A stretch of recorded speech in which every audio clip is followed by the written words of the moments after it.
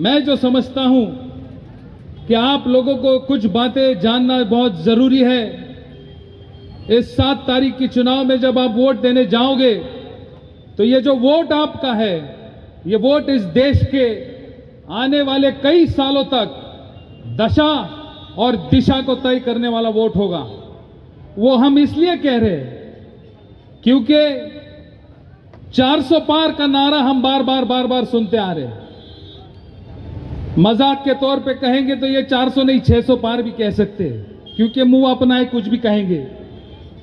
लेकिन इस बात को यदि गंभीरता से अगर हम लोग देखेंगे तो ये जो 400 पार का नारा बार बार जो मोदी जी कहते हैं, उसके पीछे की बात यह है क्योंकि ये इस देश का संविधान बदलना चाहते हैं।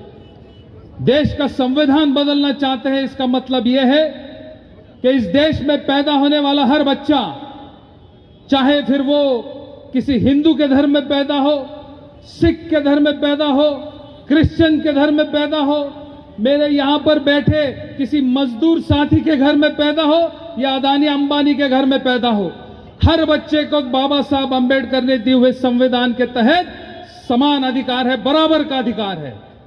और मोदी जी ये चाहते हैं कि वो ये संविधान बदली करे। ये संविधान वो इसलिए बदली करना चाहते हैं क्योंकि वो कहते हैं कि उन्हें हिंदू राष्ट्र चाहिए।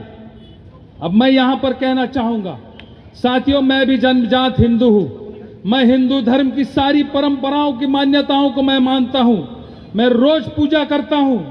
लेकिन इनकी जो हिंदू राष्ट्र की परिभाषा है वो मैं आपको कुछ बातों में समझाना चाहता हूं।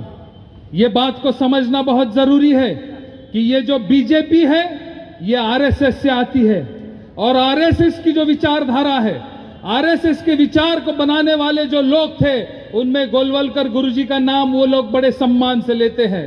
और गोलवलकर गुरुजी ने लिखा है, उनकी एक किताब में उन्होंने लिखा है कि जो हिंदू राष्ट्र की परिभाषा, जो हिंदू राष्ट्र की बात यह करते हैं, वो हिंदू राष्ट्र ये जाति व्यवहार पर आधारित होगा। यहां पर समाज व्यवस्था जो है वो जाति पे आधारित होगी। इसका मतलब है कि जो इस हिंदू देश में, यह हिंदुस्तान में 500 साल 1000 साल पहले जो समाज व्यवस्था थी, वो समाज व्यवस्था वो वापस लाना चाहते हैं। इसका मतलब यह है कि यहां पर ब्राह्मण, क्षत्रिय, वैश्य और शूद्र ये जाति व्यवस्था होगी। और इस जाति व्यवस्था में महिलाओं की बराबरी शूद्र के बराबर होगी, और शूद्र की बराबरी जूते के समान है, ऐसा गोलवलकर गुरुजी ने अपने किताब में कहा है।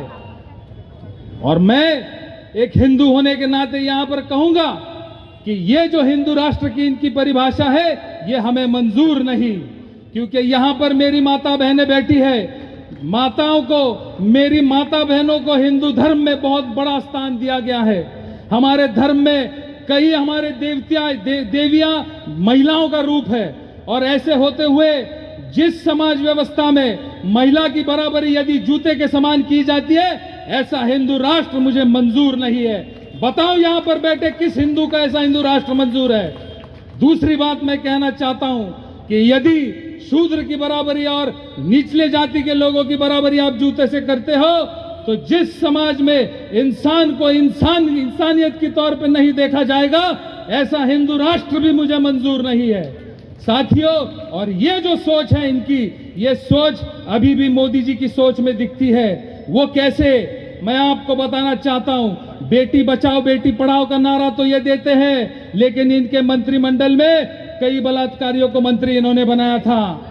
ये बेटी बचाओ बेटी पढ़ाओ का नारा तो देते हैं, लेकिन जिन बेटियों ने इस देश के लिए स्वर्ण पदक ओलंपिक में जीता, उनके साथ दुर्व्यवहार दुराचार करने वाला जो इनका एमपी था, उनके खिलाफ इन्होंने आखिर तक कुछ कार्रवाई नहीं की। वो हमारी बहनें कितने तो दिन तक, महीनों तक दिल्ली में अनशन पर बैठी थी, उनके साथ पुलिस ने दुर्व्यवहार किया, उनके साथ मारपीट की, लेकिन मोदी जी ने कुछ एक लफ्ज भी नहीं कहा। दूसरी बात मैं यहां कहना चाहूंगा, आपके बगल के जो स्टेट है मणिपुर, इस मणिपुर में महिलाओं के साथ कितना दुष्कर्म किया गया, खुलेआम नग्न कर महिलाओं को घुमाया गया। मोदी जी आप असम में 10 बार आए, मोदी जी आप विदेशों में 10 बार गए, लेकिन आपको मणिपुर में जाने के लिए 10 मिनट का भी समय नहीं मिला। क्या आप चाहते हैं ऐसे लोगों के हाथ में फिर से इस देश की सत्ता जाए? तो फिर 7 तारीख को जब आप वोट देने जाओगे तो मीरा बोर ठाकुर जी के सामने का पंजा का बटन दबाकर इस देश के लोकतंत्र बचाने के लिए आपका वोट दीजिएगा। इस देश में भाईचारा और खुशहाली रखने के लिए आपका वोट दीजिएगा।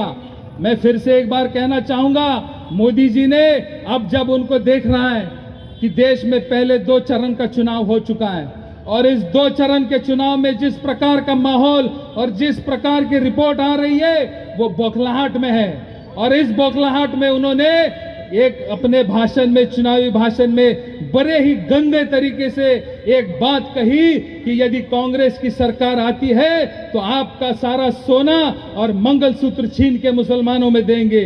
मैं आपसे कहना चाहता हूं भाइयों, इस देश में 60 साल तक कांग्रेस की सरकार थी, लेकिन कभी ऐसा हुआ? कांग्रेस पार्टी ने सभी जाति धर्मों के लोगों को एक साथ सबको रखा, सबके विकास की बात की। इस देश में बैठे वाले आखिरी पंक्ति में बैठे हुए मेरे जो किसान भाई, मेरा जो मजदूर भाई है, इसको खुशहाली कैसी होगी, इसके घर के बच्चे की परवरिश कैसी अच्छी होगी, इसके लिए नीतियां बनाई। ये बात मोदी जी नहीं करेंगे। चुनाव में वो विकास की बात नहीं करेंगे, चुनाव में मेरे देश के किसान का विकास की बात नहीं करेंगे, मजदूर के विकास की बात नहीं करेंगे। वो बात केवल करेंगे तो हिंदू मुसलमान की बात करेंगे।